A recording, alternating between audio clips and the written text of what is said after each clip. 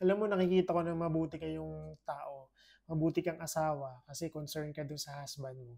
Sana makita din ni husband mo, kung di man mabasa niya 'to or mapanood niya 'tong video na ginawa ko, maintindihan niya na hindi ka madamot sa pamilya niyo. Gusto mo lang na maintindihan niya na dapat alam natin yung tinatawag na boundaries. So, paulit-ulit ko nga sinasabi, dapat may limitations pa din sa pagbibigay.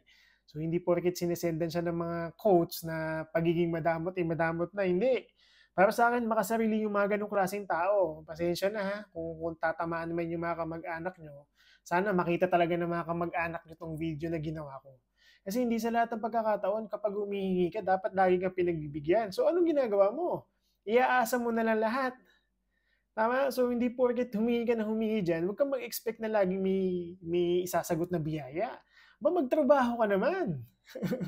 Nakakahiya naman do'n sa mga taong pineperwisyo niyo, nakakahingi niyo, tapos 'pag hindi kayo pinagbigyan, magagalit pa kayo. Pambihira naman kayo, tama? So, hindi hindi sa habang buhay, swerte kayo dahil may ganyan kayong mga kamag-anak, binibigyan kayo kapag humihingi kayo ng tulong. Pero sana maintindihan niyo na nagtatrabaho 'tong mga taong 'to para may pambuhay sa pamilya nila. Maging responsable naman tayo at maging maayos naman tayong kamag-anak. Huwag naman tayong maging toxic kasi huwag sanang dumating sa point na kapag itong lalaki, itong asawa ni Sesh, matauhan, baka dumating sa point talagang itigil niya ng 100% yung pagtulong niya sa inyo.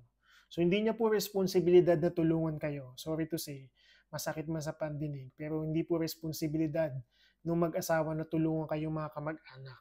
Sana kung matulungan mo kayo, be thankful.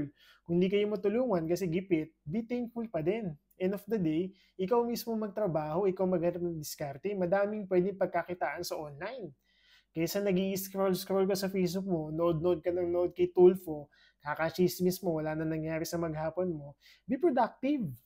Huwag natin iasa yung luck natin sa ibang tao at huwag natin ipahawak yung buhay natin sa desisyon ng ibang tao. So, yun lang.